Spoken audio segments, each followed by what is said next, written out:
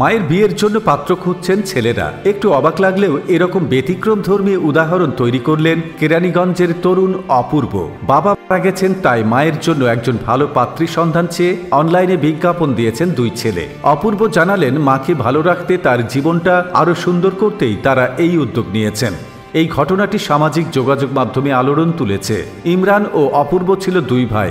বাবা মাকে নিয়ে তাদের ছিল সুখের সংসার। 2 বছর আগে অপূর্বর বাবা মারা গেলে তাদের সুন্দর জীবনে নেমে আসে এক ঝড়। ক্যান্সার সহ নানা শারীরিক জটিলতায় ভুগছিলেন তিনি। বাবার মৃত্যুর পর তাদের পরিবারের সুখের যেন ছেদ পড়ে। একা হয়ে পড়েন ইমরান অপূর্বর মা ডলি আক্তার। তার বয়স এখন 42 বছর। অপূর্ব জানান, তারা দুই ভাই তাদের কর্মজীবন নিয়ে ব্যস্ত, ফলে একা সময় কাটে তার মায়ের। একাকিত্ব দূর করা এবং মা যাতে সুন্দর জীবন পায় সেই কারণেই অনলাইনে বিজ্ঞপ্তি দিয়েছেন। বিসিসিবি ম্যাট্রিমোনিয়াল হ্যাভেন্টাল ম্যাচ নামের ফেসবুক গ্রুপে মায়ের জন্য পাত্র চেয়ে বিজ্ঞাপন দিয়েছেন অপূর্ব।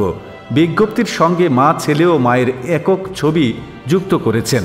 বিজ্ঞাপনে অপূর্ব লিখেছেন, বাবা মারা গেছেন, তাই আম্মুর জন্য পাত্র খুঁজছে। মায়ের জন্য কেমন পাত্র চান তাও বিজ্ঞপ্তিতে উল্লেখ করেছেন। ছেলে মায়ের সঙ্গে মানানসই এবং ঢাকার আশেপাশের পাত্র হলে ভালো হয়। শিক্ষাগত যোগ্যতা কম হলে সমস্যা নেই, বা চাকরি বা ব্যবসা যে কোনোটা হতে পারে। ধর্মকর্ম করার পাশাপাশি পাত্রকে সাদামাটা হতে হবে, যিনি মায়ের জীবনের বাকি চলার পথের সঙ্গী হতে পারবেন। পাত্রের বয়স 42 থেকে 50 বছরের মধ্যে হলে ভালো হয়। পারিবারিকভাবেই মায়ের বিয়ে দিতে ইচ্ছুক। অপূর্ব বলে, বড় ভাই বিয়ে করেছেন, তিনিও একসময় বিয়ে করবেন। তাদের ব্যস্ততা বাড়বে, তাদের একটাই চাওয়া মায়ের জন্য একজন ভালো জীবন সঙ্গী। অপূর্ব আরও বলে, মা ও সন্তানের সম্পর্কের কোনো বিকল্প নেই, তাই বিয়ের পরও তাদের সম্পর্ক অনেক ভালো থাকবে, তাদের নতুন পরিবার হবে। তোমার সাথে আমার সম্পর্কটা হচ্ছে অ্যাজ এ বেস্ট ফ্রেন্ডের মতো। আমি মাকে সবকিছু শেয়ার করি, কমপ্লিটলি মাও আমাকে শেয়ার করতে পারেন, বলতে পারেন। অনেক কিছু বলতে পারে না, এইগুলোর জন্য হচ্ছে আমার চিন্তা।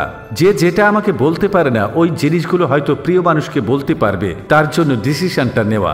এখন পর্যন্ত অনেকেই টেক্সট দিয়েছেন, আমরা অনেককে অবজারভেশনে রাখছি, যাদেরকে কোয়ালিফাইড মনে হচ্ছে না তাদের ইগনোর করছি, আর মানুষের প্রতিক্রিয়া আমি দেখলাম।